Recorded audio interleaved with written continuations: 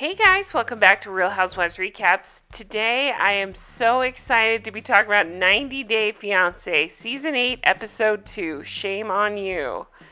I am loving this season. These people are absolutely bonkers and it's so fun to watch and to recap. So I just want to dive into the episode and talk about all the crazy things going on because it's just so fun. So let's jump into it. Hey guys, I just want to take a second and say if you're enjoying this show, please check out my Patreon. Go to patreon.com, search Real Housewives Recaps, or check the comments below and I'll put a link. And for $1 a week, you can support my show and get 4 bonus episodes per month. I'm covering Scary Island, like the greatest season of Real Housewives in New York. So check it out. Thanks so much.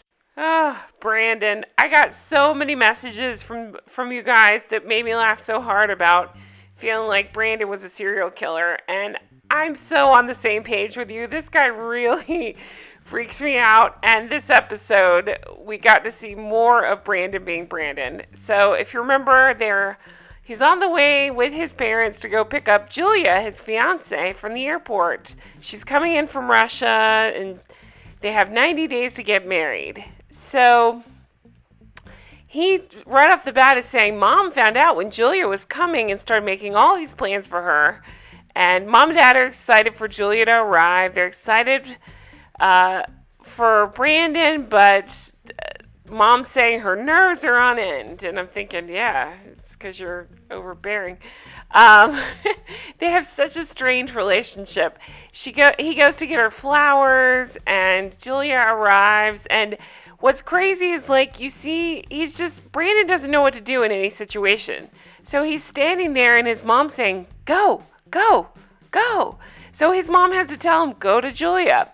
So Julia arrives, and they start kissing. And at first, it's kind of cute because his mom and dad are there. Then they make it awkward as shit because oh my God, I can't even get through this. They kiss 1,000 times in front of his parents. And it's cool, it's exciting, but it's just so weird. Julia is 26 years old. She seems super happy with Brandon. She's excited to be there. The parents are saying they're so happy and excited to go out and do things with Brandon and Julia. Just what Julia does not want to do.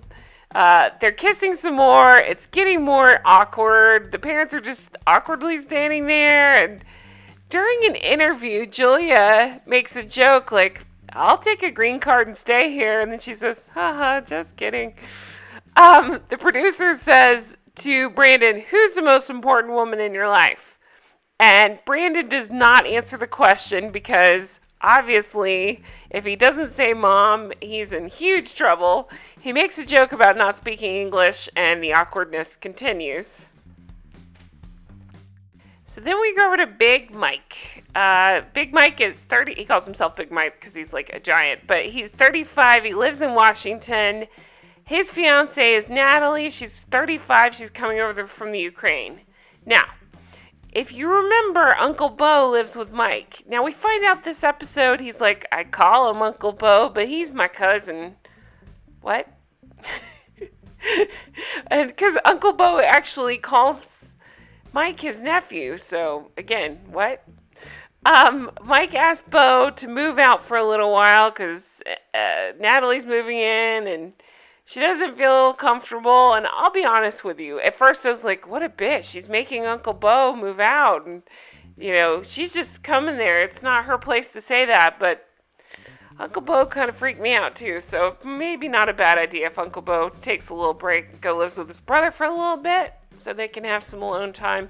Especially if they're getting married in 90 days. They better figure this crap out real fast.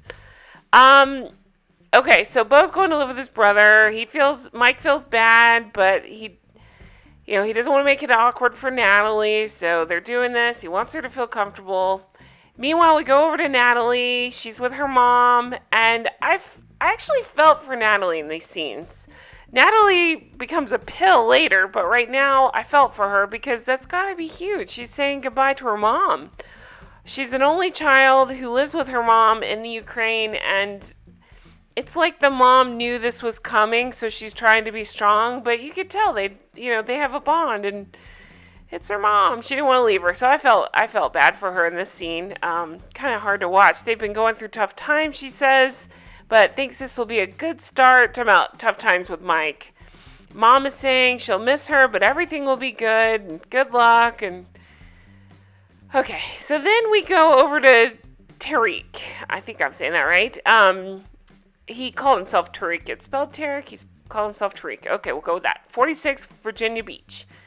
He is terrible at singing. It's so funny. They purposely play this awful music, and he's saying he's an excellent rapper. We have ears so we can hear to the contrary. Loves to work out, loves to travel. He goes into that his favorite place is Thailand. When I hear that, I'm like, okay, you're into some stuff then.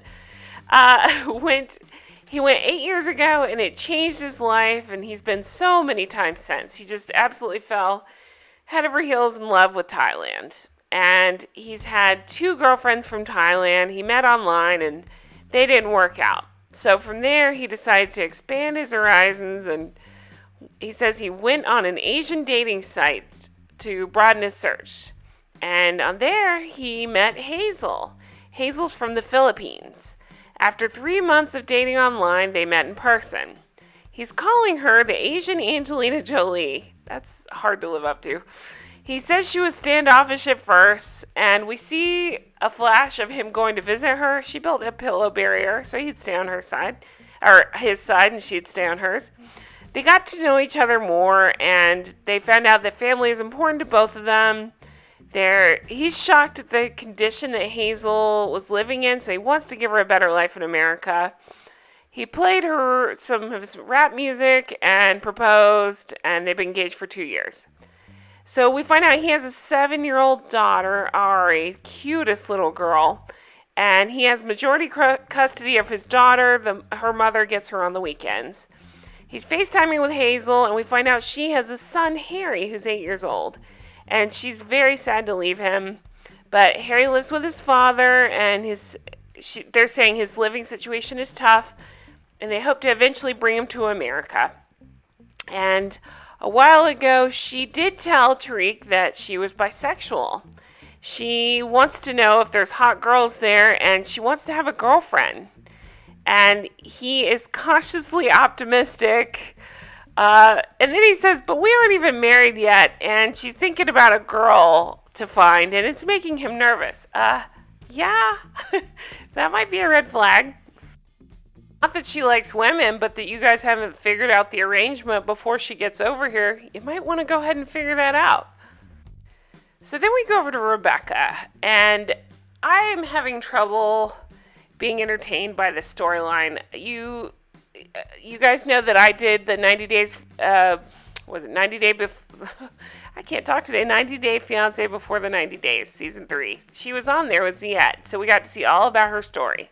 So she's just not as exciting this season, so it's hard for me to get into this. But in a nutshell, she's at the gym with her friend. Remember, this is the one that did her friend's a PI, so she did a background check, and they're like, oh no, he doesn't have any information out there, not even history of a job. Well, Zied can explain that. He's like, well, and this is how we do things in Tunisia. Basically, he's paid in cash. So there wouldn't be a record of him having a job. And her friend thinks she has blinders on, and they talk about, so Rebecca's done this before. She has an ex from Morocco, and it sounds like, according to Rebecca, he was a really not nice guy who took advantage of her financially, and she's still recovering, and she totally messed up her credit, and just a lot of things went wrong.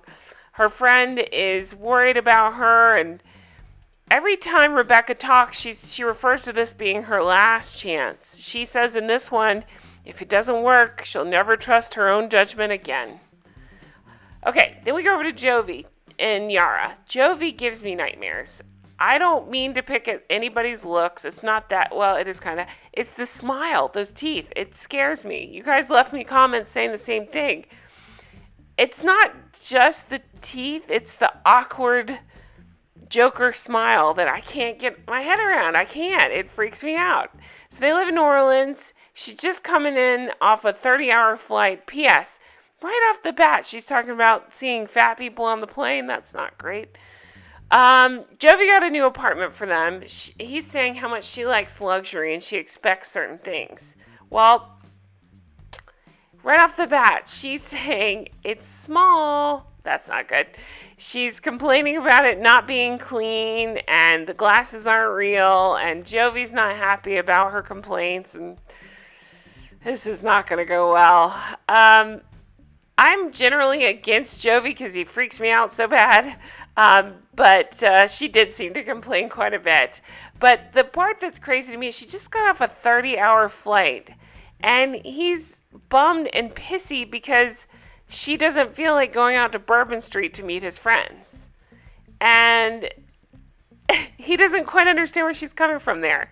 He also is talking about wanting to have sex with her for the first time in America. And again, she's like, dude, I just got off a 30-hour flight. Like, give it a minute.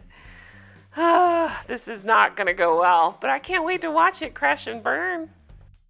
Then we go back over to Mike. So Mike is headed to pick up Natalie from the airport. On the way to the airport, he calls his mom. P.S. Doesn't Mike... Something about him looks like Blake Shelton. Like, I don't know. There's just that weird forehead thing going on in the hair. He looks like Blake Shelton. Okay. He's... Okay, so he calls his mom, and he's very unsure what to do. If you remember, last time they were together, it didn't go well. She gave her ring back to him. So he's got the ring, and he says, I'm not in a rush to give the ring back. And he's saying, we have 90 days to figure it out. Like, that's a long time. To figure out the rest of your life, supposedly? That's not great. She runs up, they hug, they kiss, and he got her flowers. She immediately remarks about the color of the flowers. And this becomes an issue later. It's kind of funny. We saw her with that big case in the airport, and I wasn't sure what that was. Turns out it's her snowboard. She doesn't even want him to carry it. She wants to carry it. She's swinging around like Mr. Bean. It's kind of funny. They're both very unsure of things and awkward, and her talking over and over about the color of the flowers is not helping, and I'll chalk it up to a language barrier and just being nervous. I'm sure it's just a huge adjustment being over in America. Then we go back to Brandon and Julia and their crazy situation with these parents. So Brandon and Julia have a room, and mom and dad have a separate room. Of course, they're next to each other because that's not awkward at all. And remember that Brandon's being a total chicken shit about telling Julia about parents' expectation that they're not going to sleep in the same bed together. So they just got there to the hotel, and immediately mom is saying, we have a dinner reservation. We got to go. We have a dinner reservation, you guys. Let's go. Mom then comes into the room to hurry them up. And Brandon to camera says, my mom is a chicken block. You know where I'm going with that. Julia says she's so tired. She doesn't want to go. She just got off this awful long flight. Oh my gosh, this mom, she's so much. Her and Brandon should just get married. They can see the Capitol building through the window. Julia's very excited, and so we find out they're supposed to come right down. 30 minutes later, they come down, and the parents are so awkward about it, and Brandon says nothing, and so they all cheers, they're having drinks, and immediately mom is telling Julia about rules they have to follow and starts talking about the separate rooms. Brandon is such a chicken shit, he's saying nothing. And Julia's like, asking Brandon to explain, what do you think about this? And mom is saying, it's our rules, our house, our rules. And Brandon's saying he's blindsided. He wanted to wait and tell Julia after she was settled. And she's pissed that he didn't tell her. And dad is asking, do you agree what your mom is talking about? And Brandon just handled this whole thing so poorly. He's not saying anything. Poor Julia's like expected to not have a reaction to this. I actually agree that yes, it's the parents' house, so they can set whatever crazy ass rules they want. I personally think it's ridiculous that you don't think your 27-year-old son is banging this chick and that he won't be sneaking into a room. But if that's the rules they want to set, that's their house. But Brandon is just he's just such a mama's boy. He can't say a word back. So he doesn't. He just doesn't say anything. He lets Julia deal with it because he knows she will. It's obnoxious. So Julia's getting pissed, and to camera, Brandon's saying if he says anything, it won't make a difference, so I might as well not say anything. Then we go back to Rebecca, 49, Georgia. Fiancé is Zied. He's like 28, I believe. Okay, so normally I don't point this out because I just love to go with these shows. I believe they're all real. I don't question anything. But did this not feel like the most set up, fakey scene of the whole franchise? I mean, they send Rebecca to this game store because she has nobody else to film with. Her kids aren't happy about Zied coming over, so nobody wants to film with her. So she's like, I'll go to a game store to prep for Zied's arrival. He can't get his work permit for 6 months, and so he wants to play games while she's out working. So she's hoping the staff will help her find something that he might like to play. It was just weird. She was kind of weird bragging about her son being 25 and her fiancé being 28. It was just weird. She goes back home. We see this stupid blanket. Look at this ridiculousness. I mean, it's like her brain, it's like she's stunted in high school or something. Because she has pictures of herself and Zied on everything. And it's ridiculous. So it's hard for me to get into this. I liked her on Before the 90 Days. I am not enjoying her this season. To me, she's the most boring storyline. So let's move back to Tariq. He's hoping his good friend Kia can calm him down about things. So he's going to meet her. They're going to talk about his situation. He's nervous about Hazel and getting married and all that. So apparently Hazel will be there in 2 weeks. They thought, so this is interesting. He explains to his friend Kia that they had a pregnancy scare. That Hazel took 3 tests. 1 was positive, 2 were negative. So he thought that she was pregnant, and then he had in his head that she terminated the pregnancy. And they ended up breaking up over trust issues. Well, during that breakup, he went online and he met this woman named Minty. She's beautiful. He really liked her. But while talking to her, he started feeling guilty. So he went back to Hazel and talked to her. And she, meanwhile, went to the clinic and found out she never was pregnant, that she just had some things going on. Her cycle was messed up. And he ends up telling her about this girl, Minty. Well, Hazel wanted to see the pics and the messages, and turns out she thinks Minty is beautiful. And she might like to talk to her too. So they all meet up in the Philippines, and he's explaining everything was beautiful for 3 days. But then Minty was really only interested in Tariq and not so much Hazel. And so Hazel got jealous and ended it right there. Whoa, so much going on there. So I feel like he glossed over that whole pregnancy thing pretty quickly, that he just assumed she had terminated the pregnancy, not that something naturally happened or that it went away or anything like that. I think that's pretty messed up. And pretty insensitive that he immediately got right back on a dating site. Also weird.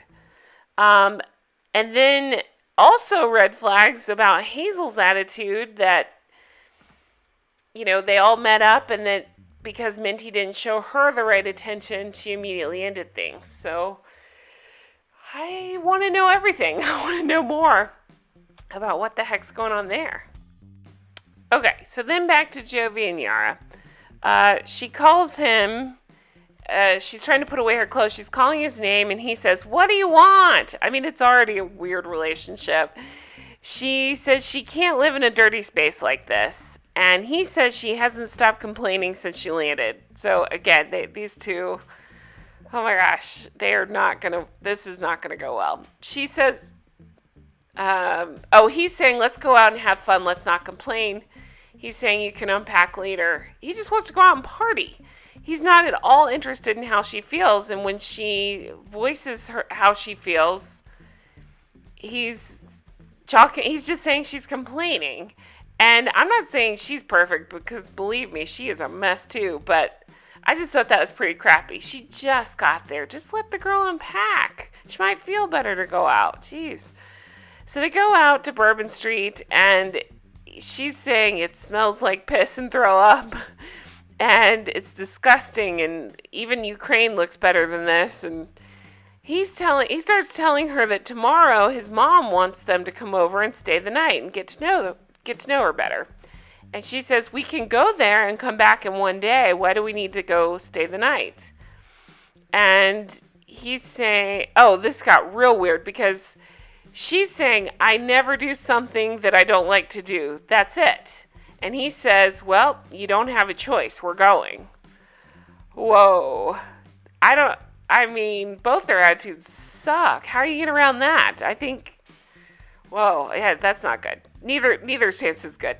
So she's saying she doesn't want to sleep there. It's going to be uncomfortable. And she says she can go back to the Ukraine. And he's saying he wants his mom to like Yara and wants them to get along so they can have a comfortable marriage. And oh my God, it's so cringe. Then we're back to Natalie and Mike. So he is loading up her stuff in the truck. He says that he got them a nice hotel for her first night in America. So this got real weird because in the truck, she's still looking at the flowers. And she starts talking about how much she doesn't like purple and she doesn't understand and she hates purple and just beating a dead horse. Maybe that's something you tell him later, like, hey, I don't really like the color purple, but he already got the flowers. What can he do now? It just makes him feel bad. So I didn't love that part. But she's nervous, and she says she feels scared. So, I understand that. So apparently when he was in the Ukraine visiting her, he explained that he had gotten himself into some debt. He's about $30,000 in debt. Now, he's paid down the cards in the last few months. He's been working hard to pay that down. So this is kind of a big deal that he's springing for this fancy hotel room her first night, but he really is trying to make it special. He got this beautiful room, and she does seem to love it. It's beautiful. It's really nice that he did. I thought it was a really nice gesture. It's overlooking Seattle, and it's just beautiful, and I'm sure it's expensive. And they have champagne, and they toast, and she seems to acknowledge, and she says how much work he's put into this, and she really appreciates it. And they finally seem happy together. And he says there have been struggles, but he's happy and he's in a much better place with Natalie. They say they still have stuff to work on, but they're finally face to face and they can work on them as a team. She says she thought he was not happy to see her and after so many disagreements, and he sighs and says it's new time and the 90 days will be wonderful, and she feels like it's so fast and so many strange feelings, and she says she has hope for her new life. I want to hope for it too, but they kind of spoiled themselves and shows how this one's going to go, and it's not good. Something's going to go down because from the preview we saw last week, it's not going to be good at all. So, curious to see what happens there. Then we're back over to Rebecca's house. So, Rebecca was waiting on a phone call from Zied. She gets a phone call in the middle of the night because he's just finished up his interview for the visa, basically, to see if it was approved. And he says they asked him some questions and they ended up taking his passport. He doesn't know if he got the visa or not. And they want him to come back in a week, so he has to leave his passport with them. She's completely shocked and says she doesn't know what to think. She's comparing it to last time and what she went through with the man from Morocco and how that went. She's surprised it isn't going as smoothly this time. But I think it's just drama for the show. A lot of this seems produced to me. So she's stressed. She said she won't sleep for the next week. She just wants to get him to America. Then we're back to Brandon and Julia. So going back to the room, she's super pissed at him. She says, don't talk with me now, because he didn't tell her about the room situation, and also that because mom brought up the whole birth control thing, and Julia's saying it's too much. And in my notes, I just wrote, he's such a coward. And she says it's very strange how involved the mom is. And she's discussing things like birth control with her. She wants to know why he didn't just say no. And she's basically saying if we don't sleep together, then she just wants to go back. She wants to go back to Russia. And he's kind of shocked by this. And she's saying, this is not good. Tell your mom that if this doesn't work, I'm just going to go back. And he's saying, I don't know. And maybe Julia should talk to his mom. And she's like, why do I have to talk to her? He's just useless. I don't know. So we see a flash to next time. Hazel arrives, and Tariq's very excited about that, and it's nice to see them at the airport. I'm very curious how she is around him and how this girlfriend thing's going to play out. We see Brandon and Julia. They are mad about the sleeping arrangements, and apparently it's not going well when he talked to mom. But again, I don't trust that he actually talked to his mom. We get to see a new couple. I believe they said she's maybe from France, so we'll see what their story is and what a train wreck they are and how that all worked out.